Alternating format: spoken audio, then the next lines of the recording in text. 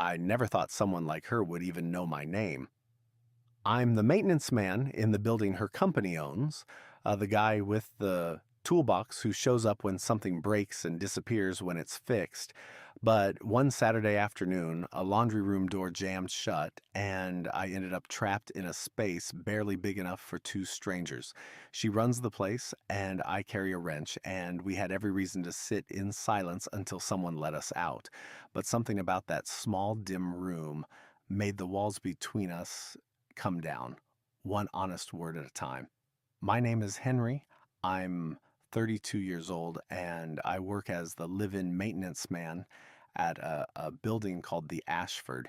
20 stories of glass and polished concrete in a part of the city where the rent for a one bedroom costs more than I make in 2 months.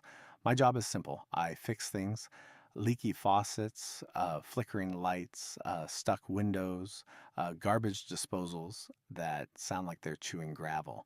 I patch drywall, replace door hinges, snake drains, and paint over the scuffs the movers leave behind when new tenants move into units that haven't been updated in years.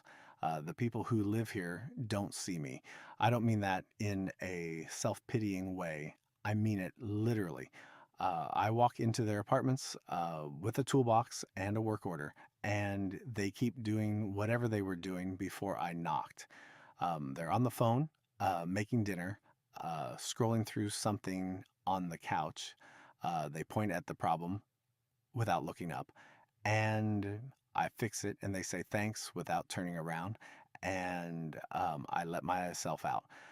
I've been in some of these apartments a dozen times, and I couldn't pick a single tenant out of a lineup. That used to bother me, but now I prefer it because being invisible is safe. Nobody expects anything from a man they don't notice. I live in a unit in the basement, a concrete walled box with a window that looks out at the parking garage. It came with the job, rent taken out of my paycheck before I ever see the money. It's small and it's not much to look at, but it has a bed and a hot plate and a door I can lock. After the life I had before this one, that was enough. I used to be an accountant. I had a desk near a window on the 14th floor of an office building downtown. I wore a tie every day and I reconciled accounts and I sat in meetings where people used words like deliverables and action items, and nobody actually said anything. I was good at the math, but bad at pretending it mattered to me. I was engaged too. Her name doesn't matter anymore. We were together for 3 years, and I thought we were heading toward the things everyone heads toward: a house, a dog, a table big enough for more than two. Then one morning she sat on the edge of our bed and said she didn't love me anymore. She wasn't angry, she wasn't sad. She'd just woken up and the feeling was gone, and she couldn't explain it any better than that. I stayed in that apartment for 2 more weeks, sleeping in the guest room, and every morning I woke up and the place looked like a set for a life that wasn't real anymore, with the coffee maker she'd picked out, the towels she'd folded a certain way, the couch we'd spent a whole Saturday choosing. None of it was mine anymore. All of it was hers, and she was gone, and I couldn't look at any of it without feeling like I was living inside a lie. So I left. I quit the accounting job, packed what fit in my truck, and took the first job that used my hands instead of my head. A broken pipe doesn't pretend to love you. A stripped screw doesn't wake up one morning and change its mind. You fix it, and it stays fixed, and you can see the work you did and know it means something. That was 4 years ago. Most days, I don't think about any of it. I wake up early, pull on my work pants, check the maintenance log, and go wherever the building needs me. I eat lunch on a bench behind the loading dock. I eat dinner alone in my apartment. Um, I watch repair videos on my phone until I fall asleep. I'm not lonely in some big dramatic way. The phone just doesn't light up much after 8 o'clock. And sometimes I wonder if having someone to come home to would make the quiet feel less heavy. But I stopped expecting that a long time ago. Yeah, I made my peace with being the man nobody sees. I didn't know it then, but that piece had an expiration date, and it was set for a Saturday afternoon in a laundry room I'd been in 100 times before. But I'm getting ahead of myself. Let me go back to the first time I noticed her. I'd been at the Ashford for about 6 months the first time I saw her. She was coming through the lobby on a Tuesday morning, phone pressed to her ear, heels clicking on the marble, and the doorman straightened up like someone important had just walked in. I was on a ladder replacing a ceiling fixture, and I looked down and she looked up for half a second, and then she was past me and into the elevator. Her name is Charlotte. She's the CEO of the company that manages the Ashford and two other properties in the city. Um, I learned that from the building directory, not from her. In the 2 years I've worked here, we've spoken maybe 4 times, and each conversation lasted about 10 seconds. She'd nod at me in the hallway, and I'd nod back. And that was the whole thing. She has dark brown hair that she usually pulls back tight or wears straight and polished, like everything else about her. She's always in a tailored suit, always in heels, always moving like the next meeting started 3 minutes ago. She carries herself the way people do when they're used to being the one in charge, shoulders back, chin level, eyes forward. But I started noticing things that didn't match the picture.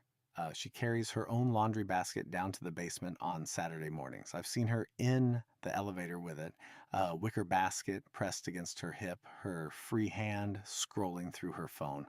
That struck me as strange. Someone in her position could afford a service. She could afford to never touch a washing machine in her life, but she carries her own laundry every week like it's the one normal thing she lets herself do. I fixed a leaky faucet in her apartment once, about a year ago. She let me in, pointed at the kitchen sink, and went back to her laptop on the dining table. I knelt under the counter and replaced the valve. And while I was cleaning up, I looked around. The apartment was spotless, with modern furniture, clean surfaces, everything in its place. But there was nothing personal on the walls, no photographs, no art that looked chosen instead of staged, no books on the nightstand, no mug with a chip in it that someone kept because it meant something. It looked like a hotel room, a beautiful, expensive hotel room that nobody actually lived in. Um, I fixed a stuck window in her place a few months later. Same thing. She opened the door, pointed at the bedroom window, and went back to a call. I pried the window track clean, oiled the latch, and tested it 3 times. When I told her it was fixed, she said thank you without looking up from her screen. But I noticed the bed was made with hospital corners, and there was a single coffee cup by the sink, and the closet door was open, and every hanger was spaced the same distance apart. I filed those details away without knowing why. The impersonal apartment, the laundry she carried herself, the way she moved through the building like she was always on her way somewhere else, but never quite arriving. Something about it stuck with me. The way a worn bearing sticks in the back of my mind before I've put my hand on the machine to confirm it. She held the elevator door for an elderly woman on the fourth floor once. I saw it from the stairwell window. The woman was moving slow, and Charlotte stood with her arm across the door and waited. And when the woman thanked her, Charlotte smiled. It was a small smile, barely there, but it was real. It was the only time I'd seen her face do anything except look efficient. She tips the doorman at Christmas. I've seen the envelope, white, sealed, left on the front desk with his name on it. She never lingers to chat with him, never asks about his kids, never stops to hear how his holiday went.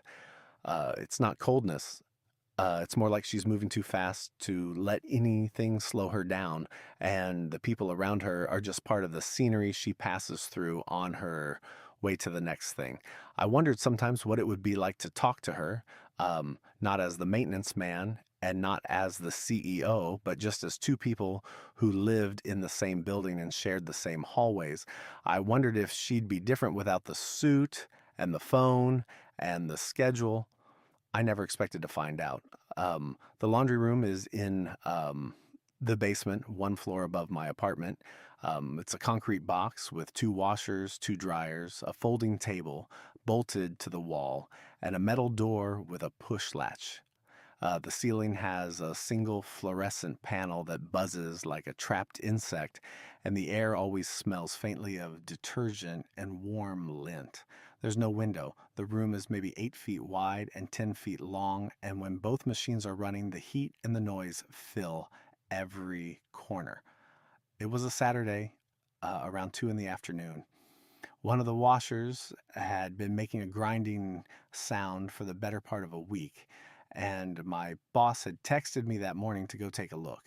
I'd been planning to deal with it Monday, but the text said a tenant had complained, so I grabbed my tools and headed down. Um, I was on my knees behind the machine with a socket wrench, trying to reach the back panel when the door pushed open. I didn't look up right away. I figured it was a tenant doing weekend laundry. I heard the lid of the other washer open, the thud of clothes hitting the drum, the click of quarters, the whir of the cycle starting, then footsteps, and the scrape of someone sitting on the folding table.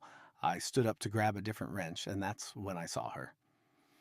Charlotte was sitting on the folding table with her phone in her hand, legs crossed at the ankle, watching the washer spin.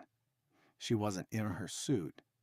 She had on jeans and a gray sweater, and her hair was down loose around her shoulders, and she looked about 10 years younger than the woman I'd seen striding through the lobby in heels.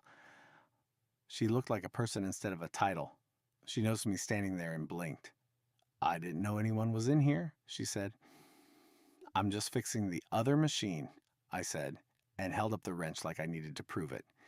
She nodded and went back to her phone. I went back to the floor. The washer I was working on was pulled out from the wall, and I was wedged between it and the dryer, and I could feel the heat from the drum on the back of my neck. I worked on the bearing for another 10 minutes, replacing the worn part, tightening the housing, testing the spin by hand. When I was done, I stood up and wiped my hands on my pants and started putting my tools back in the box. The door had closed behind her when she came in. Neither of us had thought about it. The push latch on that door was the kind that locks from the outside, and when it clicked shut, it stayed shut until someone pushed it open from the hallway. I walked over and pushed the latch, but it didn't move, so I pushed harder, and when that didn't work, I put my shoulder into it. The latch didn't budge. "The door's stuck," I said. Charlotte looked up from her phone. "Stuck how?" "The latch is jammed. I think the mechanism inside the door is corroded. It happens with these push latches when the humidity gets to them." She set her phone down and tried the door herself. She pushed the latch, pulled it, jiggled it, and nothing moved. I pulled out my phone and called building management. The weekend guy picked up on the third ring. I told him the laundry room door latch was jammed and I was stuck inside with a tenant. He said he was the only one on today and he was up on the roof dealing with an HVAC issue, and it would be at least an hour before he could get down to the basement, maybe more. I hung up and looked at Charlotte. She was sitting on the folding table with her hands folded in her lap, and the fluorescent light was buzzing overhead, and the washer was spinning her clothes in a steady, rhythmic thump.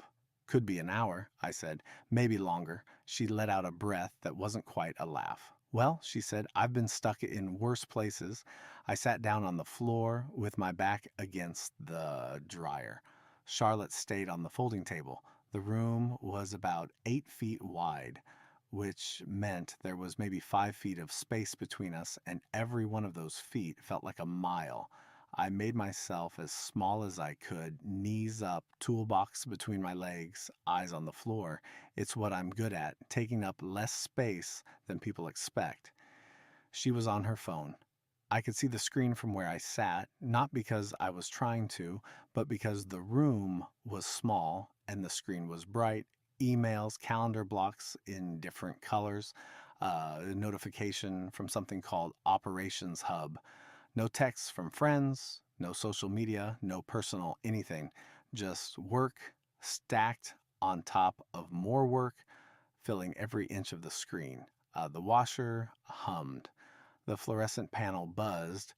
The dryer next to my head ticked. As the drum turned, the room was warm from the machines, and the air felt close and heavy.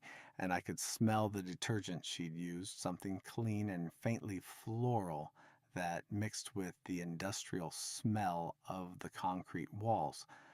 I picked up a wrench and wiped it down with a rag. Then I did it again with a different wrench. I didn't need to clean either one. I just needed something to do with my hands that wasn't sitting there staring at the CEO of the company that signs my paychecks. She kept unlocking her phone and locking it again. She'd tap the screen, stare at nothing, and set it down, then pick it up again. It was a restless habit, the kind of thing a person does when their mind is somewhere else and their hands need a job. Then she looked up and caught me watching her. I looked away fast, down at the wrench in my hand, and I felt the back of my neck get warm, but out of the corner of my eye, I saw her mouth do something. It wasn't a full smile, just the corner of it, lifting for a second before it settled back, an almost smile. And something about that almost smile changed the air in the room, just barely, like a window cracking open in a stuffy house. I didn't know it then, but that almost smile was the first crack in a wall I'd spent 4 years building. It happened about 10 minutes in. The washer shifted on its feet and knocked against the concrete wall with a bang that filled the whole room. Charlotte jumped, her phone flying out of her hand and skittering across the folding table, and I laughed before I could stop myself. It wasn't a polite laugh, it was a real one, the kind that comes out before your brain catches up. She looked at me, eyes wide, and then she laughed too. Um, it wasn't the careful, controlled sound I'd imagined she'd make. It was a real laugh, sudden and loud, and a little startled, like she'd forgotten what her own laugh sounded like. The laugh broke something open. I could feel it, the tension in the room cracking like ice on a puddle, and the silence that had been so heavy a minute ago suddenly felt lighter. "I'm sorry," I said, still half laughing. "The machine does that. I should have warned you." "Don't apologize," she said, and she was smiling, a real smile, not the lobby smile. "This is the most ridiculous situation I've been in all week." "All week," I said. "This is the most ridiculous situation I've been in all year." She laughed again, quieter this time, and the sound of it settled into the hum of the machines like it belonged there. I set the wrench down and leaned back against the dryer, and for the first time since the door stuck, I wasn't trying to make myself invisible. She asked how long I'd worked at the building, and I told her 2 years. She asked if I liked it, and I thought about the question for a second, really thought about it, because nobody had ever asked me that before. "Most days, yeah," I said. "Most days is more than most people get," she said. And the way she said it made me think she knew exactly what she was talking about. We talked about the building next, the heating system that groaned in January, the elevator on the east side that always stopped an inch short of the floor, the washing machine I'd just fixed, the worn bearing I'd replaced, the way you could hear the grind underneath the normal spin cycle if you knew what to listen for. "How do you know what to listen for?" she asked. "Practice," I said. "You spend enough time around machines, you start to hear the difference between normal and not normal. It's a low grind right under the regular sound. Most people wouldn't notice it." "I never would have noticed it," she said. "That's my job," I said, "noticing the things other people don't." I said it without thinking, the way you say something that's just true, and then I realized how it sounded, but she didn't brush past it or change the subject. She looked at me, and her face did something I hadn't seen before, a kind of quiet attention, like she was hearing something she'd been waiting to hear. "I wish more people did that," she said. The conversation shifted, and it wasn't small talk anymore. The building and the machines had been the door we walked through, and now we were on the other side of it in a space where the things we said actually meant something.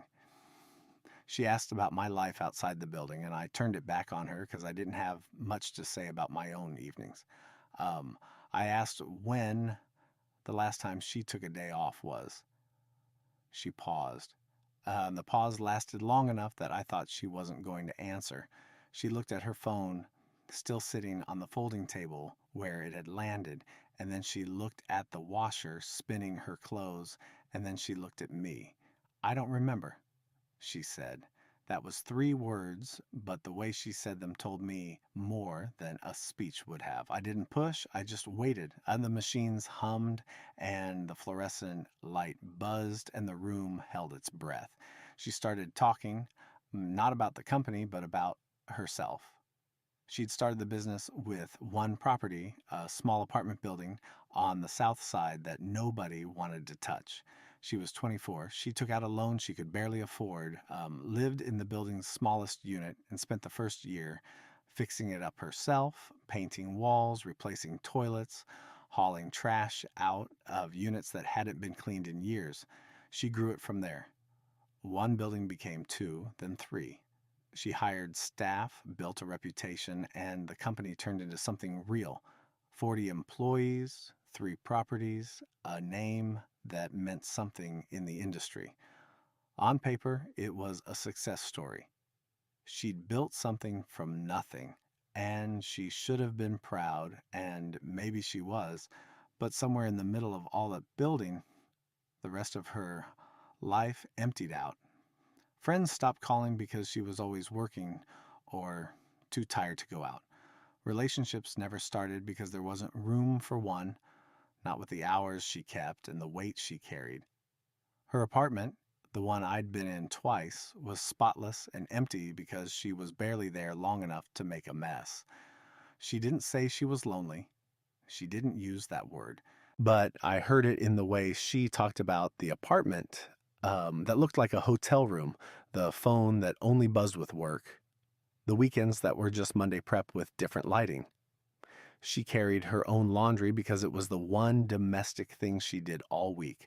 The one 20 minutes where she wasn't the CEO, wasn't the boss, wasn't the one everyone called when something went wrong. She was just a person standing in front of a washing machine, same as anyone. She told me about the first year, how she'd lived in that smallest unit with a mattress on the floor and a hot plate and a folding table she'd found on the curb. She described the nights she'd sit in the dark after a 12-hour day and wonder if she'd made the worst mistake of her life. And then she told me about the morning she got her first tenant, a retired school teacher who paid the first month's rent in cash and shook her hand and said, "Thank you for fixing the place up. It looks like a home now." She said that was the moment she knew it was going to work, not because of the money, but because someone had called it a home. I recognized it, that loneliness. I live inside the same one, just in a smaller apartment and a different tax bracket. The phone that doesn't light up after 8, the evenings that are just the space between dinner and sleep, the feeling that the world is full of people and none of them are looking for you. I know that sound, the hum of it, the way you get so used to it that you stop hearing it until someone describes it back to you and you realize it's been playing your whole life. She was describing my life in different words, and I think she knew it. I think that's why she kept talking. She asked me why I chose this work, not in the way people usually ask, the polite way where they're already moving on to the next thing before you've answered. She asked like she actually wanted to know, like the answer mattered, like she was trying to solve something about me the way I try to solve something about a machine. I hesitated. I don't talk about the things that sent me here, not ever, not to anyone. There's no one in my life close enough to tell, and even if there were, I'm not sure I'd know how to start. But something about this room, the heat and the hum in the dim light, and her sitting on that folding table asking like she meant it, made the wall feel thinner than usual. I told her I used to be an accountant, that I had a desk near a window, and wore a tie every day and sat in meetings where nobody said anything real. Then I told her I was engaged, that we were together for 3 years, and that I thought we were building towards something. I didn't use her name and didn't need to. She wasn't in the story anymore, just the shape of where she used to be. I told her about the morning my ex sat on the edge of the bed and said the feeling was gone, how calm she was, how the absence of drama made it worse, not better, because there was nothing to push back against, nothing to fix, nothing to argue with. She just didn't love me anymore, and that was that. Um, I couldn't stay in that life after that. The office felt like a lie. The apartment felt like a stage set for a show that had been canceled. Everything I saw reminded me of a future I'd been counting on that had dissolved overnight. So I walked away from all of it, the job, the apartment, the whole identity of being a man who wore a tie and sat at a desk, and went home to someone. I took the first job that let me use my hands because hands don't lie. A fixed pipe stays fixed. A repaired door stays repaired. You can see the result of your work and know it's real. She listened, not the way people listen when they're waiting for their turn to talk. Not the way my ex used to listen. Halfway in and halfway out, her mind already on something else. Charlotte listened the way I listen to a machine, with her whole attention, trying to hear what was underneath the words. I said I wasn't healed, just functional. I said there's a difference and most people can't tell, and I prefer it that way. She was quiet for a moment after I finished. The washer had stopped spinning and the room was suddenly still except for the hum of the overhead light. Then she said, "You didn't walk away from your life. You walked toward a different one. Most people can't do that. Most people just stay and pretend." It wasn't a platitude. It wasn't something from a greeting card. Um, it was a real thing to say, the kind of thing a person only says when they understand what it cost you. And I felt something loosen in my chest. Knot I'd been carrying so long I'd forgotten it was there. And for a second, just a second, I could breathe in a way I hadn't in years. The heaviness passed, the way a wave passes, and what came after was lighter. It wasn't forced lightness, not the kind where you change the subject because things got too real. It was natural lightness, the relief that comes after you've said something true and the other person didn't flinch. She looked at the toolbox on the floor between my feet and asked what was in it. I opened it and showed her, a little at a time, the adjustable wrench, the channel locks, the voltage tester, the pipe wrench she'd never seen before. She picked up the adjustable wrench and held it like it was a foreign object, gripping it near the end of the handle, all wrong. I reached over and moved her hand closer to the head where the control is, and my fingers touched hers for a second. The touch was small and accidental, and neither of us mentioned it. But we didn't pull away fast either. She asked me to teach her something, anything. I told her to put her hand on the washing machine, the one I'd just fixed, and close her eyes and listen. She looked at me like she wasn't sure if I was serious. I told her I was. She put her palm flat on the top of the machine and closed her eyes. "Now listen past the normal sound," I said. "The spin, the water, the thump of the clothes. There's something underneath all of that, a low grind. That's the bearing I replaced. It's smoother now, but if you listen carefully, you can still hear where the old one was worn." She stood there with her eyes closed and her hand on the machine and the dim light on her face. And I watched her concentrate, really concentrate, the way I concentrate when I'm trying to hear what a machine is telling me. And then her eyes opened and she looked at me and she was smiling. The real smile, the one from the laundry room, not the one from the lobby. "I hear it," she said. "It's so quiet. How do you hear that over everything else?" "You tune out the loud stuff," I said. "The loud stuff is always the same. The quiet stuff is where the problem is." She looked at me after I said that, and the look lasted longer than it should have. And I realized I was watching her the way I watch a machine I'm trying to understand, studying the parts, listening for what's underneath the surface. Except she wasn't a machine, she was a person, more complicated than anything I'd ever tried to fix. And she was standing in a laundry room in jeans and a sweater with her hair down, and she was looking at me like I'd said something that mattered. The room didn't feel small anymore. It felt like the only room in the building where either of us could be honest. I noticed she was standing closer than before, not touching, but closer.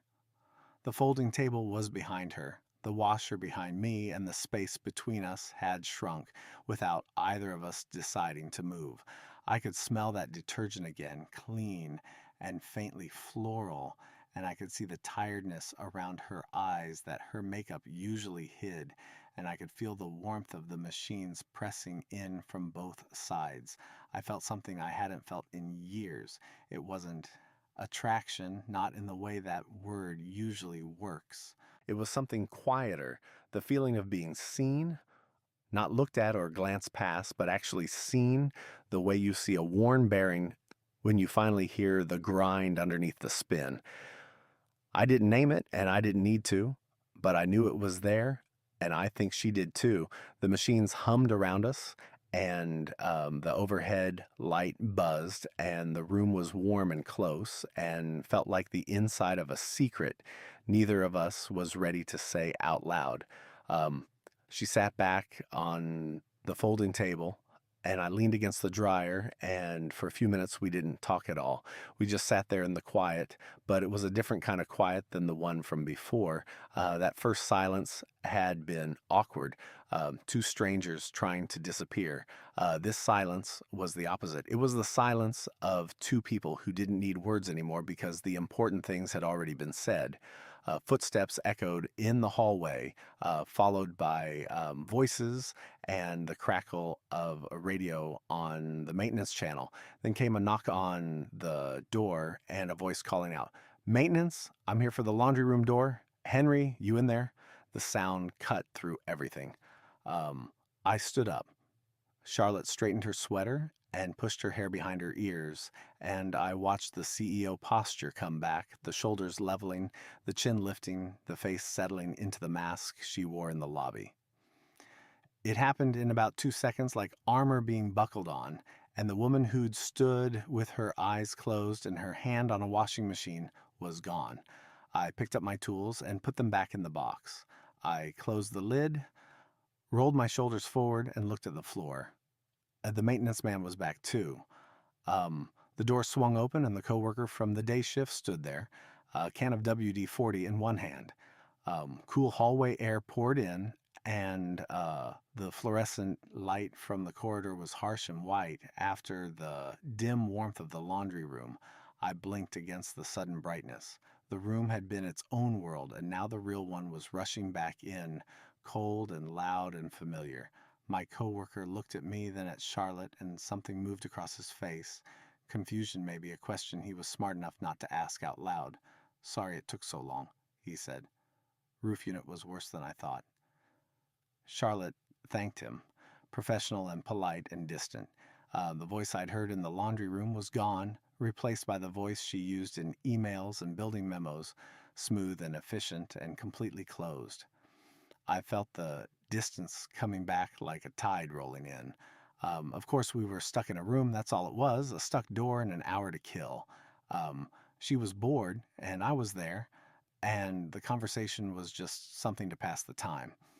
That's the version that makes sense. That's the version the world expects the CEO and the maintenance man nodding at each other in the lobby, nothing more.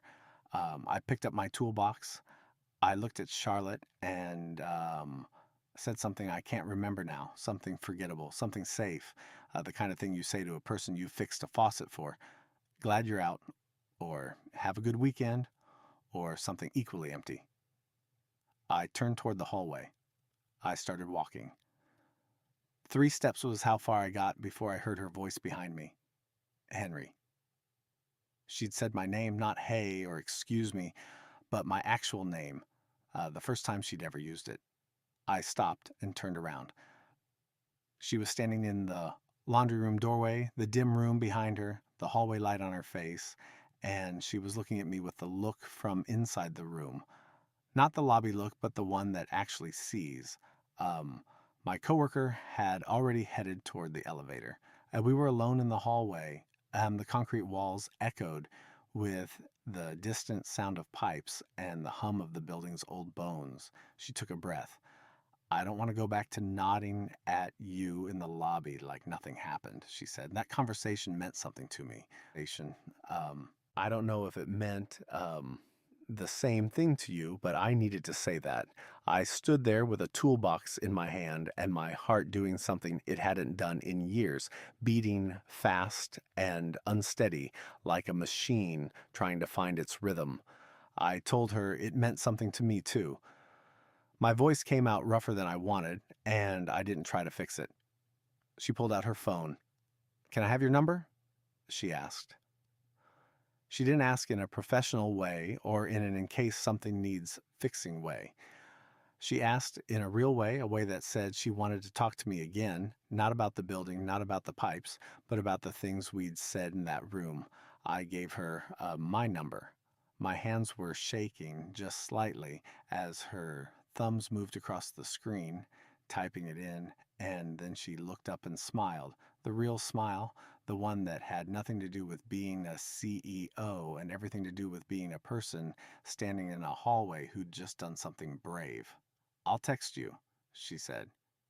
She didn't say maybe or sometime. She said it the way you say something you mean, and I believed her.